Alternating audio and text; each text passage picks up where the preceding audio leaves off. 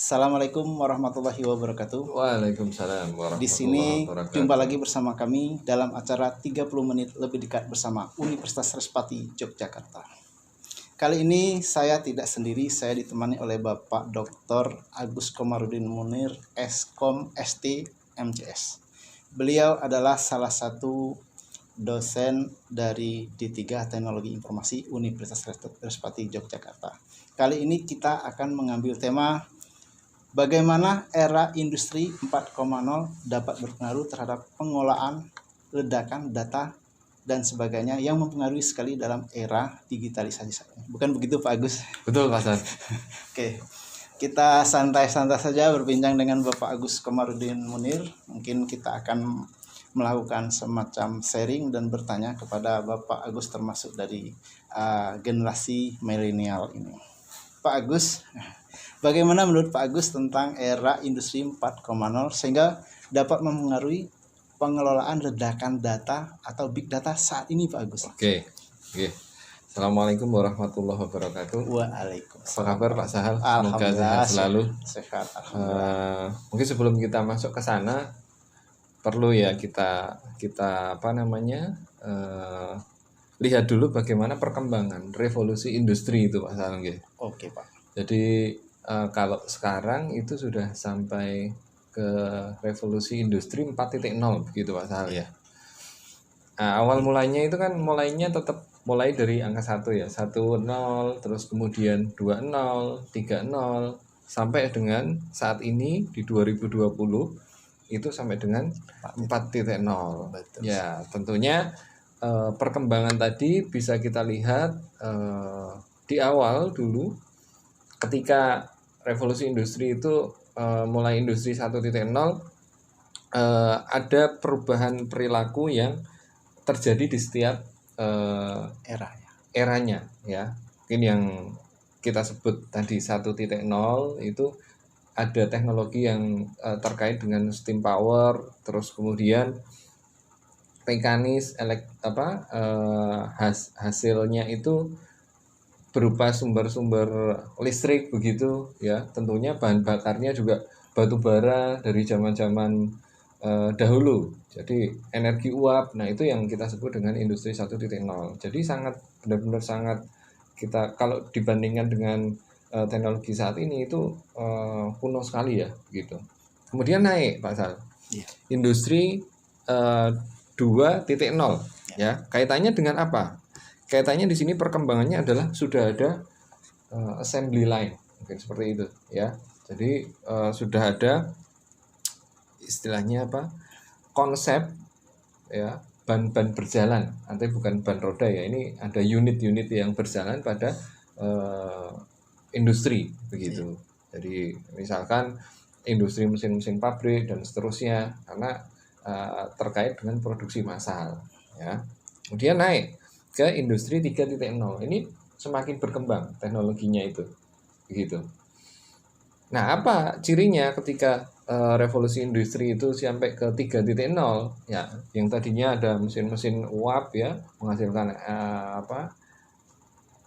tenaga listrik, terus kemudian cirinya 2.0 assembly line, terus kemudian yang ketiga itu automation atau mungkin otomatisasi ya, yang kaitannya dengan komputer begitu. Sudah ada keterlibatan komputer di dalam setiap proses produksi gitu. Kemudian yang era yang saat ini 4.0 begitu masuk ke dalam istilahnya sistem cerdas begitu Pak ya. Sistem cerdas, ada yang Internet of Things begitu. Jadi internet untuk segalanya kalau kita bisa menyebutkan. Terus kemudian ada cyber physical. Jadi mesin-mesin produksi ini sudah dikendalikan oleh robot, bukan lagi operator manusia begitu. Nah, terkait dengan pertanyaannya Pak Sahal, bagaimana era industri ini berpengaruh terhadap pengelolaan ledakan data. Nah, sekarang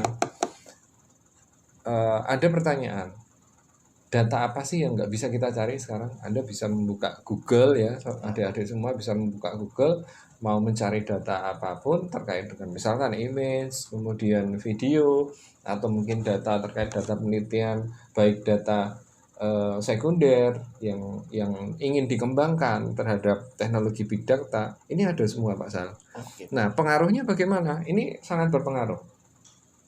Pengaruhnya terhadap tentunya yang paling utama itu adalah perilaku. Perilaku kalau saya sebut di sini adalah perilaku pasar ya, begitu.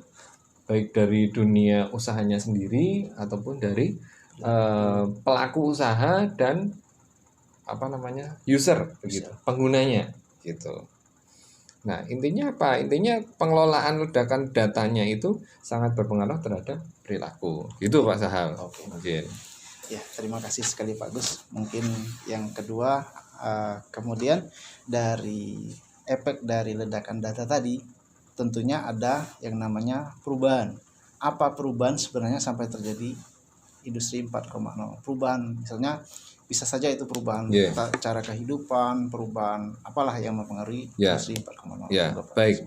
Ya, seperti yang sudah saya bicarakan di awal tadi ya, perubahan 1.0, 2.0, 3.0 sampai dengan 4.0.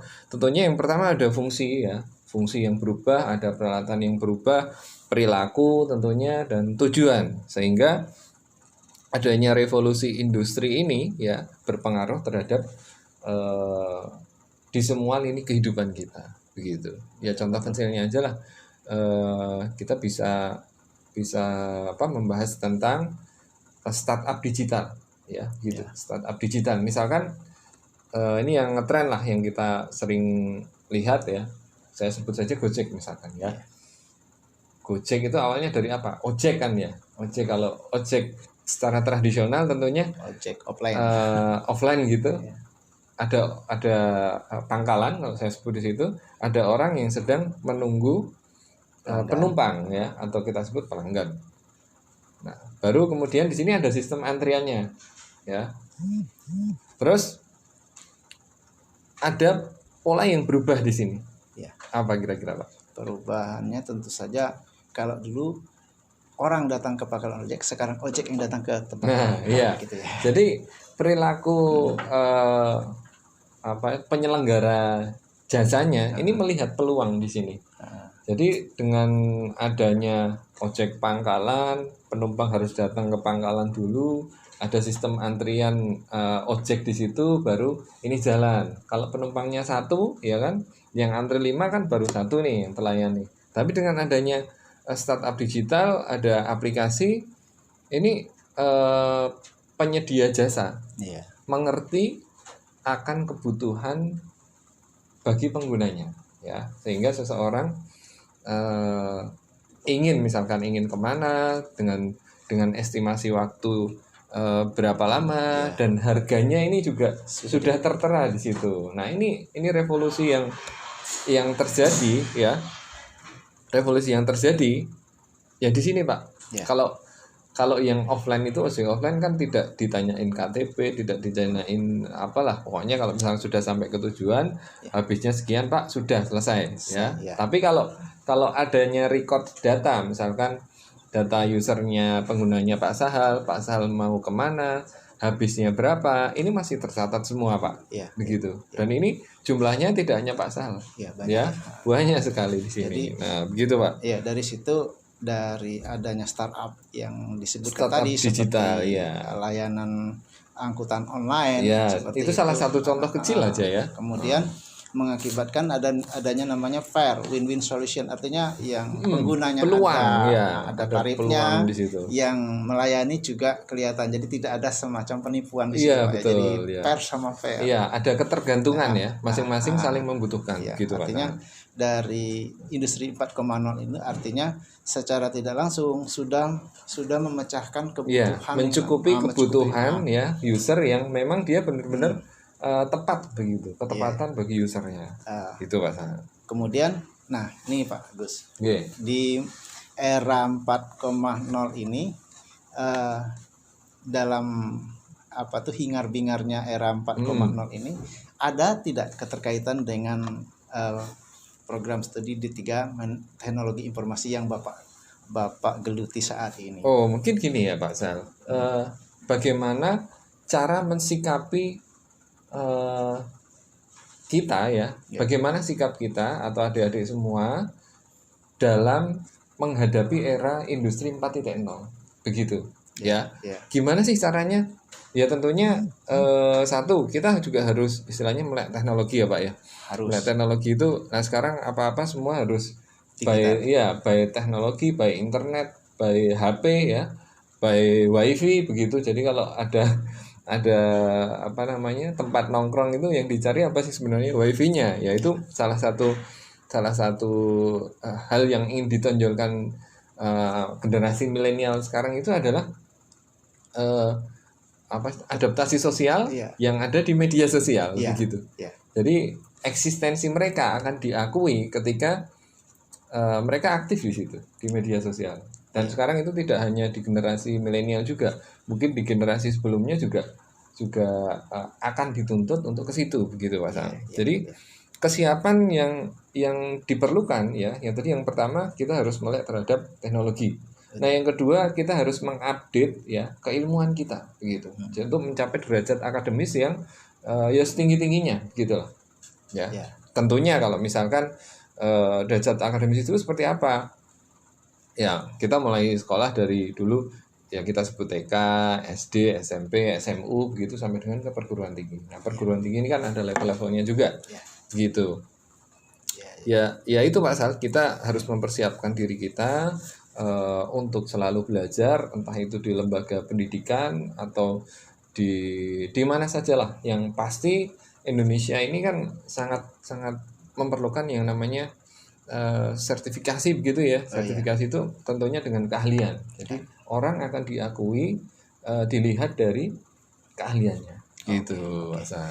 Kalau begitu berarti sangat mendukung sekali ya kalau ada peserta yang lain atau adik-adik yang ingin menuntut ilmu di menunjang era 4 digital 4.0 ini. Mungkin ditambahkan lagi Pak Agus, mungkin ada ilmu apa sih yang dipelajari di 3 teknologi sehingga bisa mendukung era 4.0 tadi Pak. Jadi kalau apa namanya era industrinya ini semua kan mempersiapkan. Jadi mulai dari pemerintahnya, mulai dari dunia usahanya sampai dengan ke level-level paling bawah ini semua jadi berlomba-lomba untuk belajar karena harus beradaptasi dengan itu Pak. Ya tentunya perguruan tinggi juga sama karena di sini ada beberapa prodi, kebetulan saya di prodi teknologi informasi ya. Tentunya di sini sudah dipersiapkan jauh-jauh sebelumnya Pak untuk kalau misalkan adik-adik ini berminat terhadap dunia teknologi informasi sudah dipersiapkan mulai dari apa hard skill. Ya. Kemudian soft skill. Ya, terus kemudian pembentukan karakternya. Jadi ya hard skill itu kaitannya dengan misalkan kalau tadi berkembang di era startup digital ya tentunya kita harus paham tentang coding, algoritma. Nah, begitu di prodi teknologi informasi ini sudah dipersiapkan kurikulum yang mengacu terhadap sistem informasi enterprise gitu. Ya, di samping di situ juga ada pembelajaran tentang data mining ya kaitannya dengan ledakan data, terus bagaimana menggali sebuah data dan seterusnya. Gitu Pak Sal. Tadi Pak Agus menyinggung sedikit masalah soft skill dan hard skill. Memang di banyak tempat kita sendiri di teknologi T3 informasi ya Pak Agus pernah mengadakan berbagai macam kunjungan industri. Begitu Pak. Baik ke misalnya dalam pulau maupun di luar pulau. Hampir semua mereka dari pimpinan itu yang kita wawancari atau kita tanyakan, selalu dia mengatakan hard skill saja tidak cukup. Jadi soft skill harus lebih banyak lagi ditunjukkan. Artinya begini, sehebat apapun orang, kalau sehebat apapun ilmu orang itu, kalau tidak didukung oleh soft skill atau attitude yang baik, maka pertama yang dirugikan adalah dia tidak bisa bekerja tim. Yang kedua pekerjaan jadi tidak cepat. Ya katakanlah orang bermain bola, kalau bermain bola hanya Maradona saja yang membawa tidak akan menang tim itu. Jadi harus bekerja sama, kurang lebih begitu ya Pak Agus. Itu sangat penting itu Pak. Soft skill, pendidikan karakter, pembentukan karakter itu sangat penting sekali. Gitu. Mungkin di samping itu mungkin Pak Agus pernah di 3 teknologi informasi ini ada pendidikan karakter building Oh ya Pak iya, Agus ya? seperti Gimana Pak? menurut Azal gimana tuh Pak? Bapak sebagai pengelola ini, mungkin yang lebih jelas ini. Kalau menurut kami, menurut kita lah ya. Iya, di sini kan sudah disiapkan ya Mas. Kalau untuk karakter building itu sebenarnya adalah langkah awal untuk menuju penyesuaian kuliah terhadap Dunia era kerja, dunia ya. kerja era 4.0 Revolusi ini, di mana semua orang yang masuk kuliah di D3 Teknologi Informasi ini kan tentu saja kemampuan, asal daerah, kebudayaan, kebiasaan tuh sangat berbeda ya Pak Iya, ya. betul. Nah dari situ, dari pembentukan karakter itu pertama kali adalah kita mau menyamakan persepsi dulu. Yang kedua kali kita harus mengenalkan adat setempat, terutama adat Jawa, sopan santun dan seterusnya. Jangan sampai setelah dia pulang tidak mengenal yang namanya sopan santun. Jangan sampai dia sudah kuliah pulang sama saja, kata orang Sumatera itu pergi saya pulang nior, sama saja tempurung hasilnya, tidak ada perubahan. Jadi diperlukan di sini adalah bagaimana cara membentuk karakter, artinya sopan santun terhadap belajar, kedisiplinan, cara menyesuaikan waktu, cara mengatur diri, kemudian cara memanajemen keuangan dan seterusnya, cara memanajemen emosi itu yang penting dan lain sebagainya. Sehingga ketika dalam saat kuliah menemu dosen yang bagaimanapun jenis dosen itu, entah dosen itu baik entah agak, jadi mereka bisa menyesuaikan terhadap itu, tidak begitu katakanlah tidak begitu sepanang memikirkannya, dan mereka cenderung semakin pedas kata-kata dosen, dia mereka menganggap suatu katakan obat, katakanlah ibarat semakin pedas sambal itu menambah enak rasa makan, begitulah kurang lebih seperti itu Pak Agus. Sama itu mungkin saya tambahkan dikit boleh Pak Gus? Oh silahkan Pak. Iya. Sangat bagus itu tambahan. Di D3 Teknologi Informasi kita ini jangan lupa kita tidak hanya soft skill dan hard skill. Kita juga membentuk kelompok yang namanya kelompok studi ya Pak ya. Oh di dalam ya. Karena apa? Kita tahu berbagai macam karakter mahasiswa. Tidak mungkin kita membentuknya dalam kuliah saja, karena di perkuliahan mungkin untuk bertanya. Orang bertanya tuh kadang-kadang merasa, wah saya kok tidak begitu pintar gitu ya. Tapi ketika minder, dia bertanya gitu di kelompok itu santai gitu. Nah, kelompok belajar itu biasanya juga diasuh oleh beberapa dosen yang berkepentingan di bidang keilmuannya itu.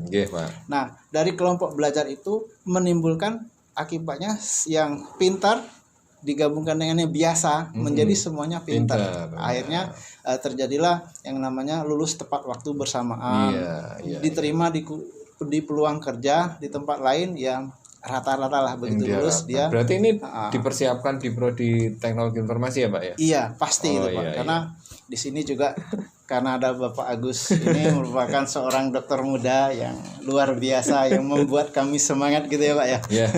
Amin. Akibatnya kita di sini ya seperti anak-anak D3 Teknologi Informasi ini ya luar biasa Pak. Kita ada juga yang namanya program PKL itu magang. Rata-rata di tempat magang kerja mereka. Setelah magang mereka belum selesai nih Pak. Belum selesai kemudian ditawarkan kamu bekerja di sini saja dulu. Oh sudah ada persiapan. Iya seperti suatu itu. saat misalkan ketika dia lulus dia nanti sudah bekerja di mana untuk tahap pertama. Kemudian paling tidak mereka sudah mendapatkan pengalaman dulu. Atau saya pernah nanya dengan seorang mahasiswa Pak. Gimana Anda Pak? berminat jadi pegawai negeri? Dia bilang Pak maaf saya tidak berminat jadi pegawai negeri. Lu kenapa? Saya ingin menjadi seorang programmer yang profesional, mengembangkan kewirausahaan. Jadi tidak terbatas pada paradigma ASN begitu ya Pak? Begitu Pak. Ada juga yang menjadi programmer, terus kemudian ada yang wira swasta begitu ya Pak? Ingin menjadi analisis sistem, dan ada sekarang analisis digital. Jadi luas sekali. Sehingga katakanlah kalau kita bahkan ada mahasiswa itu mengatakan kuliah di D3 Teknologi Informasi. Kalau saya tidak mendapatkan pekerjaan, artinya saya dipercaya Tuhan untuk membuat suatu pekerjaan. Begitu. Mantap sekali Pak Sal. Mungkin perlu diketahui nih Pak, informasi akan kebutuhan serapan tenaga kerja di bidang teknologi informasi. Jadi dalam 1 tahun di Indonesia ini memerlukan 600.000 kalau saya bilang talenta digital Jadi orang yang dia memiliki keahlian di bidang teknologi begitu ya. Kebutuhannya berapa? 600.000 Pak. Sementara pencetak lulusan ini ya, kalau di Indonesia ini penghasilnya itu hanya 50.000. Per Jadi tahun.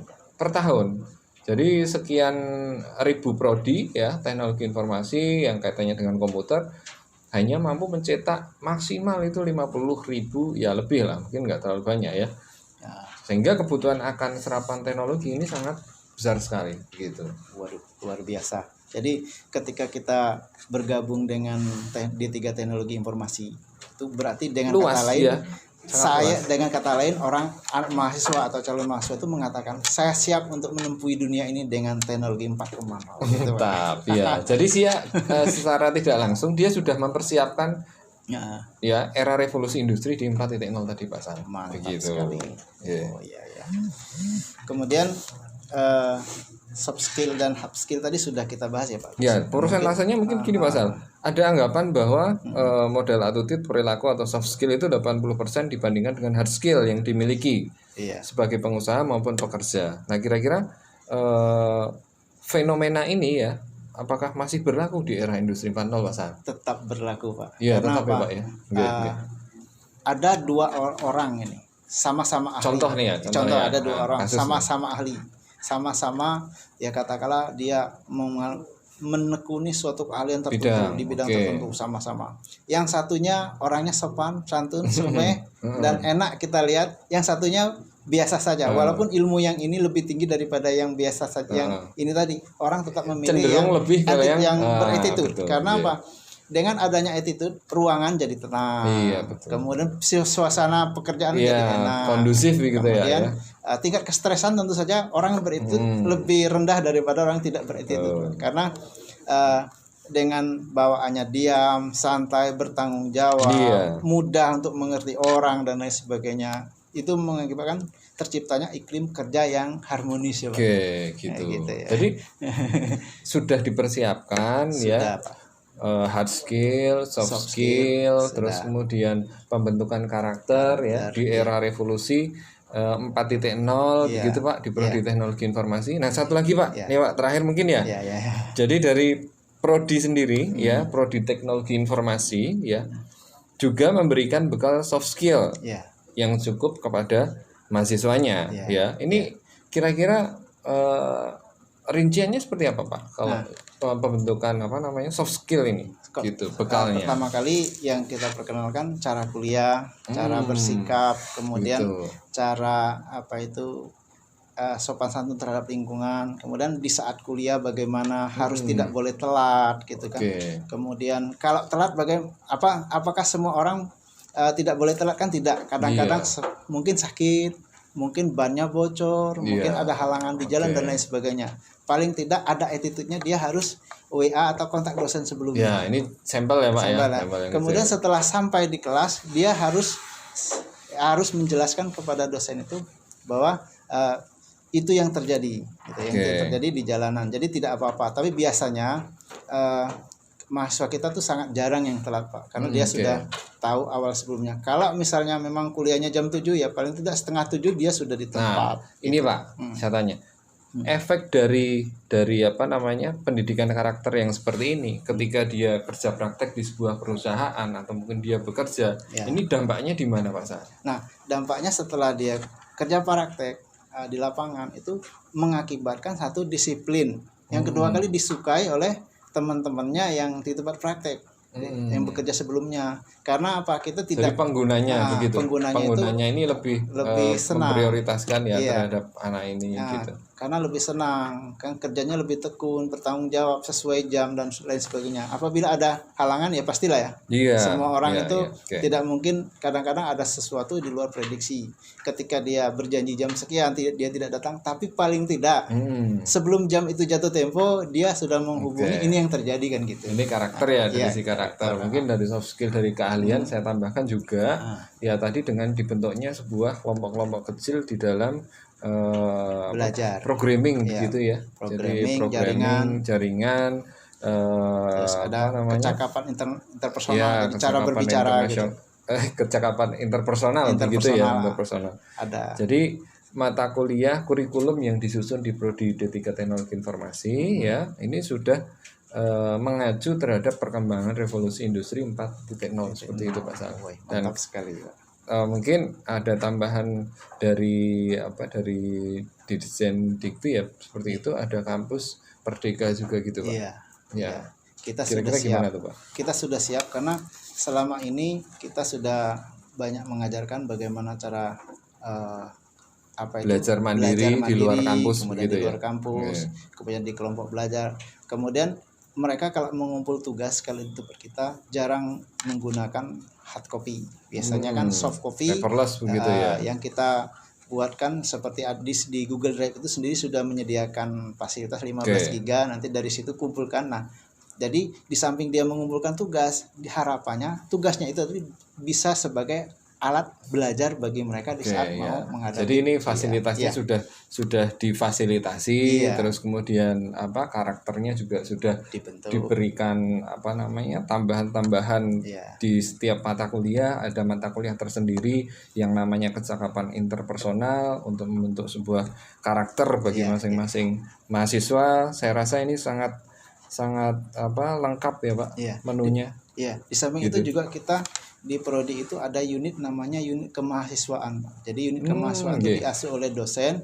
Jadi dia akan istilahnya itu kan mengemong atau mengasuh mahasiswa itu, entah itu mahasiswa itu sakit, entah itu mahasiswa itu mengalami apa gitu. Jadi bisa berkonsultasi di situ, nanti mungkin diberi solusi.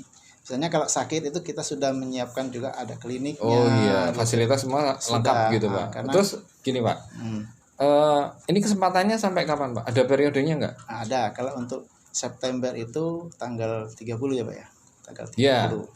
September itu 30 nanti masih mendapat beasiswa. Nah, jadi ada tiga jalan untuk melakukan registrasi atau mungkin untuk fasilitas beasiswa. Nah, apa aja Pak itu Pak? Beasiswa yang pertama itu adalah full study. Full study itu artinya pembayaran SPP maupun uang gedung tuh dibebaskan. Nah, kemudian ada biaya kuliah subsidi. Ada yang subsidi. Subsidi itu dibayar 50-50, separuh-paruh gitu. Oh gitu. Bayar. Jadi kalau tidak ada yang full study sudah penuh kuotanya, yang full study.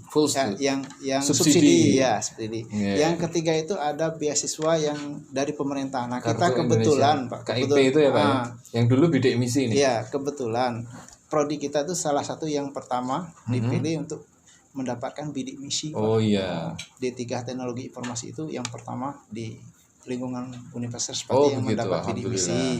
Kemudian bidik misi itu kalau sekarang syaratnya harus mempunyai kartu Indonesia Pintar. Nah, itu ngurusnya mungkin di sekolahannya dulu mereka ya? Masing-masing ya. Di SMA-nya atau SMK-nya sekolahnya gitu. Masing-masing, kemudian nanti direkomendasikan oleh pihak kelurahan biasanya seperti itu. Ya, setelah mereka mendapatkan kartu itu nanti mereka harus diterima dulu di sini. Setelah diterima baru bisa diurus. Jadi untuk informasi lebih lengkap bisa dilihat di link PMB Universitas Respati Yogyakarta .ac.id.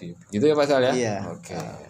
Mungkin kira-kira mungkin itu Pak Sal ya, 30 menit lebih dekat waktunya ya. Ini waktunya saya kembalikan ke hostnya nih.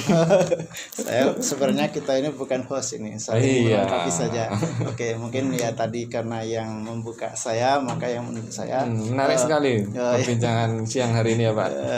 Teman-teman sekalian yang menyempatkan diri untuk menyaksikan kami ucapkan terima kasih banyak atas perhatiannya. Mudah-mudahan bermanfaat untuk kalian semua. Kalau ingin bergabung dengan era 4.0 adalah D3 Teknologi Informasi. Itu kata kuncinya, Universitas Respati Yogyakarta. Karena moto kami bersama Respati raih prestasi. Terima kasih banyak, semoga kalian sehat, selamat. Amin. Dunia akhirat. Wassalamualaikum warahmatullahi wabarakatuh. Terima kasih.